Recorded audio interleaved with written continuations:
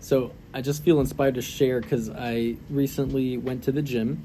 I was working out some triceps and I saw an approach happen before my very eyes that I thought was worth breaking down and explaining to you guys why this approach was some trash and what to do differently. Let me set the scene here, okay? So I'm just working on my triceps, doing a little cable pull downs, and there's this girl that is like doing some lat pull downs right next to me. And I'm in my zone, I'm not really trying to talk to anybody, and then I just see this buff black dude, jacked, like he was jacked. He comes up to her and he like leans over and says something like you looked a little tired on that last set, right? And I thought they were friends, and I was like, oh, they must be friends, that's why he's like messing around or teasing her, right? So then he says that, and he's like, ha ha ha, keeps walking, turns back to see her reaction, which immediately I noticed her body language like shut down and kind of get a little disgusted and sort of just like, what the hell, but she was wearing headphones, right? So he thought that her lack of reaction was because she didn't actually hear him. So what he does is he turns around, he goes back to her a second time, and really taps her on the shoulder this time until she kind of goes like this, and then he says, I said you looked a little tired on that last set, right? And I'm just like, and of course she's like, haha, like kind of just irritated at that point. And he's like, how are you, by the way, and this whole time he has this attitude of like chest puffed out, chin up, like nose higher than you, like looking down at you through his nose, right? And this very like snobby, arrogant vibe, which I'll give you my breakdown in a second. But so he says, how are you? And then she's like, I'm good, how are you, right? Like kind of like irritated, like, and he's like, I'm here. And then he just keeps walking, and then that was it. That was the entire approach. And I just watched this girl like leave, and I'm just looking at her face, and she's just so annoyed and like just disappointed, right, at this approach, like rightly so, right? This is the kind of thing that really grinds my gears. And the reason why I do the work that I do is because I used to be one of these guys. I used to approach without a deep understanding of what I was doing, just sort of like parroting things that other dating coaches had, I learned from, or I picked up from pickup or videos or whatever the case may be. But I wasn't doing the work internally, and there was a lot of awkwardness, right? The awkwardness is fine. Awkwardness is not the problem, right? But it's when these things are, when a guy doesn't understand why what he's doing is coming off awkward, right? What is causing that? And to this guy, he probably didn't even feel like it was awkward because he was so locked into his own mindset and was not attuned to this woman, right? Not attuned to her body language. She was totally self-absorbed. Otherwise, he would have been able to see and detect the way that I was able to detect by just simple reading of her body language and her micro expressions on her face, that she was pretty disinterested and not impressed by this guy's muscles, by this guy's neg, his teasing, or his sense of arrogance that he had. He walked around like he owned the gym, right? So I want to break this down because, again, this is why I do the work that I do, right? And my intention is to just help anybody who perhaps has, like I did at once, like learned the wrong things, picked up bad habits in the way that we relate to women, the way that we talk to women, the way that we approach women, disempowering mindsets, or just, I don't want to say the word toxic, but just counterproductive, immature, I think is the better word here, immature techniques, immature ways of approaching and relating that could work and can do work sometimes, but at a cost. And so I want to talk about what that cost is, okay? But before I do that, let's dive in. Let's just break this down for a second here. So here's the thing. I could tell that this guy, right? Let's just call him white beater or white beater. Is that white beater, wife beater? Is it called wife beater? That's one thing let's just call him tank top dude. Okay, tank top dude. Tank top dude. You know, the thing is, when he approached, I could just tell. I've been doing this for a while. I could just tell that, like, this guy is struggling to attract women. And what he wanted to do, or what he probably did in the comfort of his own home, right, is look up some advice, maybe on Instagram, maybe on YouTube, maybe just some blogs or something. And I could tell that there was this narrative that he was working under, which is like some guy probably told him that you have to, like, present yourself as having status, right? That you need to present yourself as being more elevated, and that's what attracts a woman, and you could, like, tease her to let her know that you don't care about her reaction, and that shows that you're confident and that you're this you know, like, independent, self-reliant guy. You know, go work on your fitness, go do these things, like, because the guy was jacked, right? Like, for all intents and purposes, like, he was an attractive dude, right? And yet he lacked something very important, which is the ability to just connect with the feminine energy. He lacked that ability. This guy is a very masculine guy, right? Masculinity in and of itself is not enough to attract a woman and to connect with the feminine energy. What you need is relational masculinity. This is masculinity in relation to the feminine energy. Masculinity with a deep understanding of what the feminine energy is, with deep connection to his own feminine energy within himself, and the masculinity that knows how to interplay with the feminine energy and make the feminine energy feel safe to blossom. This is a different kind of masculinity than just the stark hyper masculinity that you would see from guys like David Goggins. Not to pick on him, but you know, I think in our culture he's one of the main ones that sticks out to me currently, who is embodying this warrior energy, which is is an aspect of masculinity, and it's an important aspect of masculinity, but is not the most complete, most integrated, most holistic form of masculinity. And especially it lacks the lover archetype, the lover energy within you, the feminine side. With Carl Jung and his work, right, he calls this I believe it's the anima, right? The anima is the feminine aspect that exists within the male psyche. If you've lost connection to this, if you don't know how to tap into this, and your emotions are a big aspect of this anima and a big aspect of the lover archetype, a big aspect of your own feminine energy, if you don't understand your emotions, if you don't know how to process them, if you don't know how to connect and how to elicit emotions from yourself and from a woman, then you lack the capacity to be able to connect deeply to her, because the feminine nature is in the realm of feminine energy, right? The feminine energy is in the realm of emotions. Or rather, emotions are a part of the feminine realm. It's the language of the feminine energy. And if you don't know how to speak that language, then you don't know how to connect with women, just very frankly, right? So back to this guy and his approach. I can tell that he has this kind of mindset that it can be related a little bit to like red pill.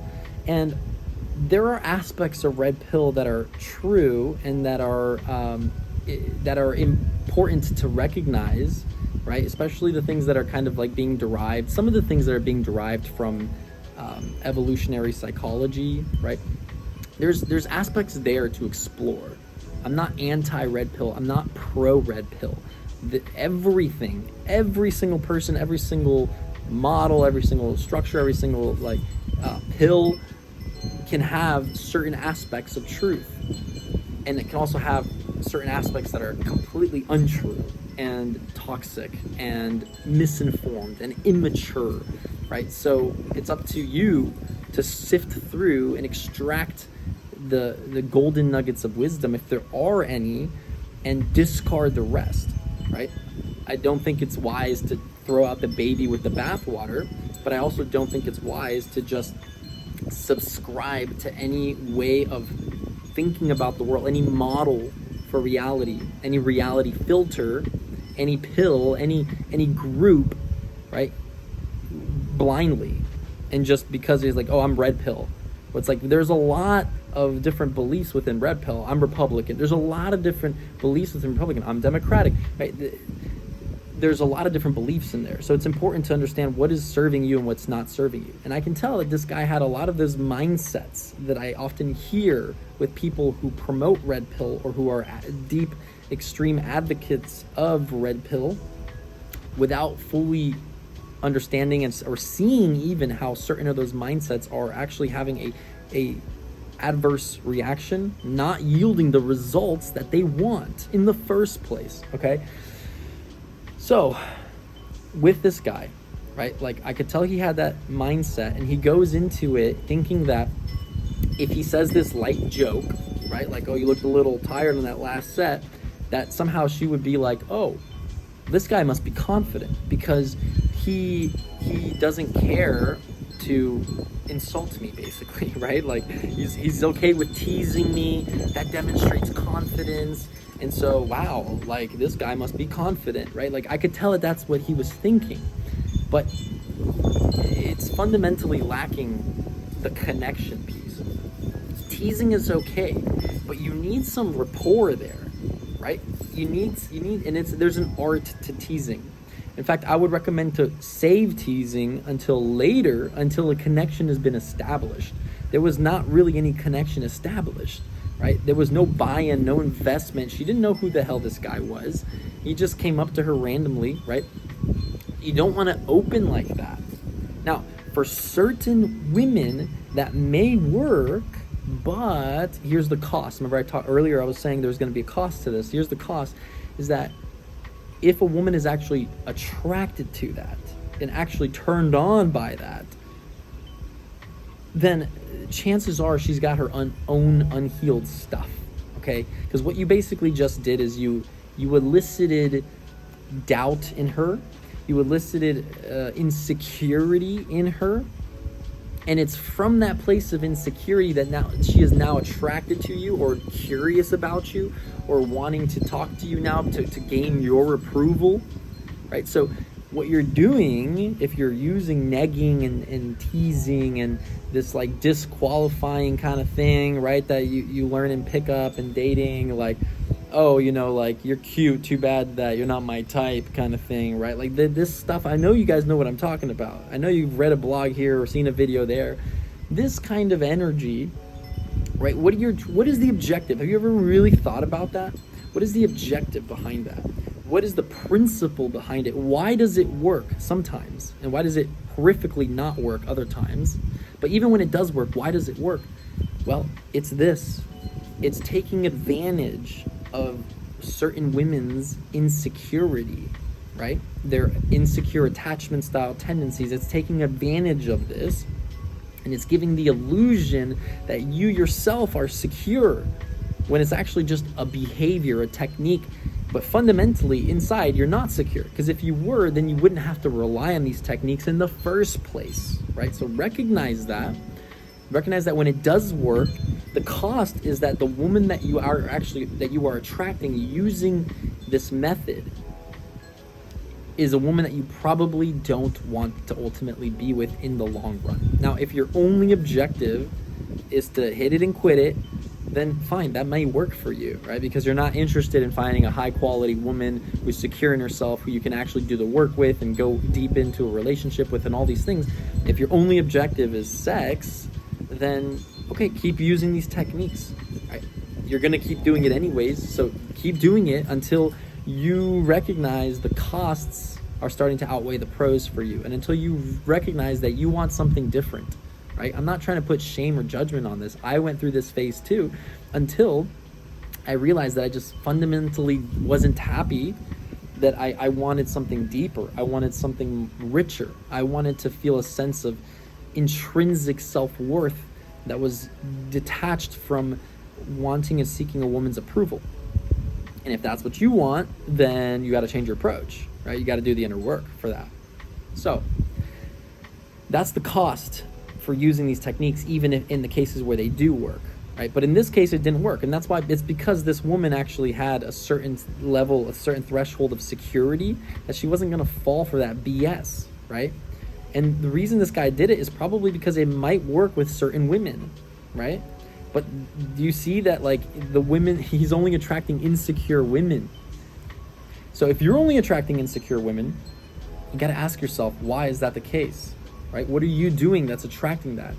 And I can tell you, just cut to the chase here, that there's a part of you that's actually afraid to attract a secure woman.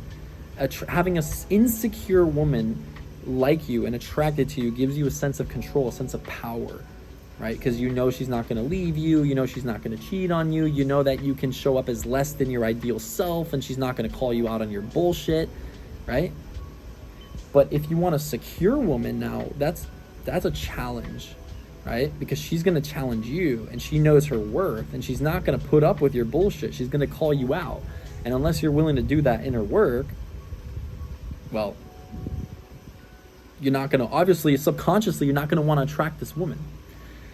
So what would I have told this guy to do differently is, if I was coaching this guy, let's say, well, I would have told him to just, first off, like, is this woman even receptive, right? Because there's nothing wrong with approaching a woman at the gym, but you got to gauge her body language, right? Like, is she even open and receptive to it? Or is she really, really just one of those persons that has their hat down, headphones on, clearly doesn't want to be talked to, right? Even then, you could approach. There's nothing wrong with doing that, but just, you know, it's like, it's kind of having this abundance mindset, right? Like, if there's a woman that obviously looks like she doesn't want to be approached, and there's another woman that's more open and receptive, then just go to the woman that's more open and receptive, right? Even if the woman that's closed, you're like, oh my God, she's just beautiful, right? Well, it's like, okay, go for it. Shoot your shot, right? But just at least use caution and discretion and recognize that you're approaching somebody who is maybe a little bit closed off. That's where the skill is really going to be important. So you're kind of setting yourself up for failure. If you approach somebody that's more open, right, that doesn't have these sort of closed off energy, well, now you don't need as much skill to make a connection. Do you see that? That's all I'm trying to say, is that, like, the harder the situation, the more skill that you need. That's where you, and when I say skill, I'm not talking about techniques and stuff, but emotional intelligence, right? That's the skill I'm really talking about here. Emotional intelligence, communication skills, the more intrinsic self-esteem and self-worth that you need, the more ability to handle emotions that come up and sitting in tension. These kinds of skills, the more that you need of that if you want to approach a woman in a very tricky situation, like she's in the gym surrounded by a bunch of people and obviously doesn't want to be talked to, or is giving off the impression that she doesn't, right? You need more skill for that. So what I would have said is, gauge her body language. Is she open to talking? Let's assume that she was, that she didn't, let's at least just assume she wasn't closed. I would have encouraged him to go and to just start easy, right? Just say, hey, I saw you over here, you know, looks like you're doing a really great job at these lat pulls. Compliment her instead of putting her down. You know, I thought you were cute. What's your name? Right? And just starting to that dialogue and engaging. Is she open to that? Is she receptive? And if she's not, then just let it go, right? But if she is receptive, establishing a connection, right? And then after a connection has been formed and she can trust you, Then maybe you can weave in a little, yeah, by the way, that last set, like I could tell you were getting a little bit tired there, right? Like now it would have hit in a different way because she would have trusted him, right? But even then, the teasing is not necessary. Like it's not like that was gonna make it or break it, right? That's like if it's a natural thing that's coming up, then sure, go for it. But if you're doing it specifically to try to make the woman feel insecure about herself so that she'll like you, right? That's where it's gonna backfire, or it's gonna work, but you're gonna attract an insecure type of woman, right? I hope you're seeing that.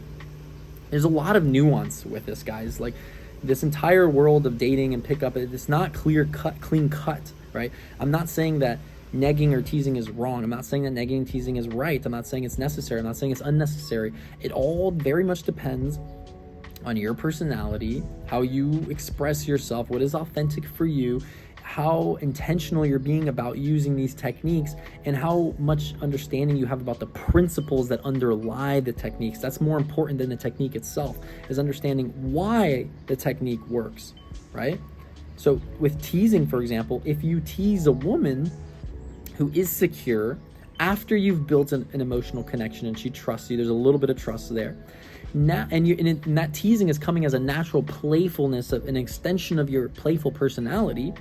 Now the teasing is contextualized. Now the teasing is having the effect that you want it to have, which this woman is like, okay, this guy's a little cheeky, he's a little bold, I like that. But he's done his due diligence to attune to me, to connect to me, to build some trust. I can tell he's not just doing it because he's trying to make me insecure, right? He's doing it because it's an extension of his playful personality and he's challenging me, right? That's a completely different form of teasing, and it's going to have a completely different effect on a woman.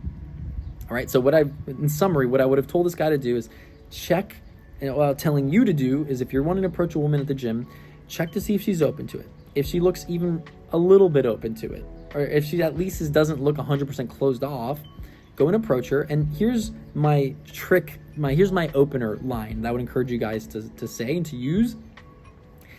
Ready for it? Hey, I know it's a little awkward approaching at the gym, and I hope I'm not interrupting, but I thought you looked cute and I just wanted to come say hi, right? It's just direct, it's honest, it shows that you're socially aware of the nuances and the trickiness of approaching at the gym. It demonstrates that you've already anticipated that you could be interrupting her and that she might not be open to talking, and that's okay. You've called it out already, right? And you're saying, I just wanted to come say hey, right?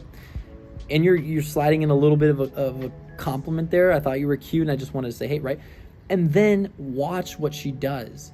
If she's closed, you got to attune to her. If she's closed, then just say, I didn't mean to interrupt. I just wanted to say that. I hope you have a great rest of your workout. Catch you later. Boom.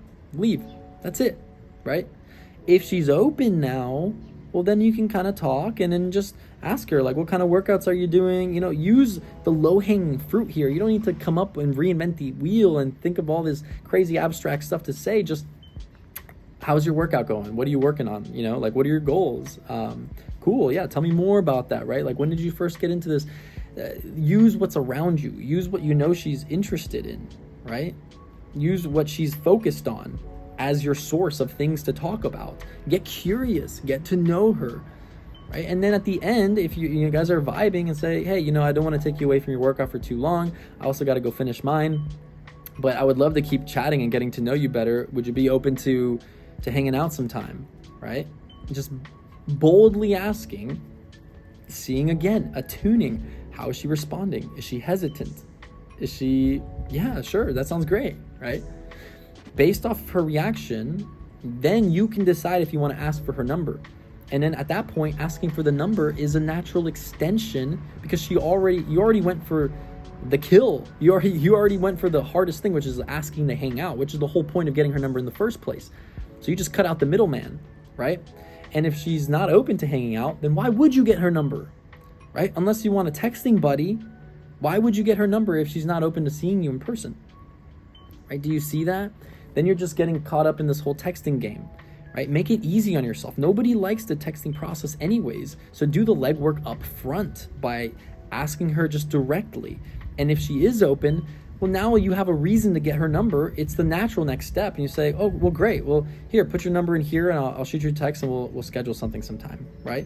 Boom. And then when you actually go to text her, you're already in a much more beautiful position because you've already set yourself up for success. You've already prefaced that the goal is to hang out. So when you go to text her, then it's just a matter of like, hey, it was great meeting you the other day. I hope those lifts are going well. I was thinking we could check out the park, or I was thinking we could go get some ice cream, whatever. How does that sound? What's your schedule looking like? Whatever. This is not a texting video. We'll go into texting on a separate video. But do you see how by doing the legwork up front and attuning to this woman, right? You're actually attuned, you're getting the feedback and you're adjusting to that, right? You're setting yourself up for success. Okay? So that's it. That's really all I wanted to break down. I'll just say this as the last thing is like when this guy left, when this tank top dude approached and didn't get the response he wanted and then left, right? Like I saw this woman and I saw that, in her face that she was just kind of like disappointed. I almost wanted to go up to her and just say, hey, on behalf of all men, I apologize for shitty approaches like that, where they're not attuned to you, where it's like you can tell it's contrived and it's using this like dating philosophy that is unquestioned by other guys, that they themselves are, they might appear confident, they might even have high levels of self-esteem, but still haven't worked through their inner stuff, still haven't healed their attachment styles, and still are caught up in this frame of mind that dating is a game, and that they're still in this frame that is performative, that you need to do something or have something to attract a woman, that you can't just be good enough as you are, in who you are, to be able to attract them, that you need these gimmicks, that you need these techniques, that you need these openers, that you need all this stuff, excess stuff. Now, don't get me wrong, this stuff can help, but only if the inner stuff is already there, right? This is like frosting on the cake. This is sprinkles on the cupcake. This is spices in the stew, right? But you need the meat and potatoes there. You need the base there. Otherwise, this stuff, you're trying to compensate for a lack of something, right? So my goal with the work that I do is, and not excluding, I'm not saying don't worry about the techniques, don't worry about the outer game stuff. Like, I'm not saying that. What I'm saying is prioritize the inner game first, and then incorporate these techniques with the discernment of why these techniques work in the first place and what the principles behind these techniques are. And then you decide if you're in alignment with those techniques or not, if they're in alignment with your values. Because there's some techniques that are aligned with my values, there's some techniques that are not. And I consciously don't use those techniques, even if I know they're gonna work to create attraction, because I'm not behind the principles. I don't want to attract a woman for, like, to make her insecure, because then I'm gonna have an insecure woman on my hands, and I don't want that. I want a secure woman in my hands. And I hope you do too. And if you do, then keep watching these videos. Go ahead and give me a thumbs up if you liked this. Give it a thumbs down if you didn't. Shoot me a comment, like ask me questions. I'm here to serve. I like doing this. This is fun for me. And I genuinely want to help. I genuinely want to help you guys. I'm not this, like, I don't want to promote like this simp attitude and be like, it's all just about your feelings and emotions. No, like, you can show up as your authentic self and women can still not like you, right? So that's where you need a little bit more of the outer game stuff, right? But here's the thing, is that I would question even that, because if you're showing up as what is your authentic self, right? This is a much deeper topic. We'll have to get into this another time. But really, the most attractive guys, I'll leave you on this. The most attractive men are really the men that can fully tap into the wholeness of their authenticity, really understand what that even means in the first place, and can not just feel it and be it, but can properly translate that and express that, right? because those are different skills. You can be authentic, but then when you try to speak, when you try to express yourself, all of a sudden it comes out through all these blockages that you have in your mind. It comes out wrong. It's the same thing. Think about it like this. Like, you could be an amazing guy and you're great in person, but then the second you get onto texting, you suck and you fail. And the reason is because you haven't learned the skill of translating what you already have in here onto that medium, right? It's the same thing with what I'm doing here, right? I have this knowledge inside internally, but I also had to work on how to express this, how to make these concepts more than just an intuition to me and break them down in a way that you can understand. That's a skill. That's an outer game skill, right? Do you see that? In the same way what I'm doing here. But if I didn't have the internal intuition and that resolve that I understand this because through my direct experience of what I've experienced, then I would just be parroting something to you, and you would feel the lack of authenticity behind my words. You would feel the lack of weight behind my words. The reason that you feel weight behind my words, if you do, right? Don't only put ideas in your mouth, you decide that, or ideas in your mind, you can decide that if you feel there's weight behind this, behind my words. But if you do, it's because I've taken the time to do the inner work, as well as cultivate the skill of communication and expressing these ideas to you, right? So you need both. You need the inner game and the outer game. And if you want to cultivate those, I would recommend prioritizing the inner game and then the outer game, but really doing both, all right? Subscribe if you vibe, and I'll catch you guys in the next one. Peace.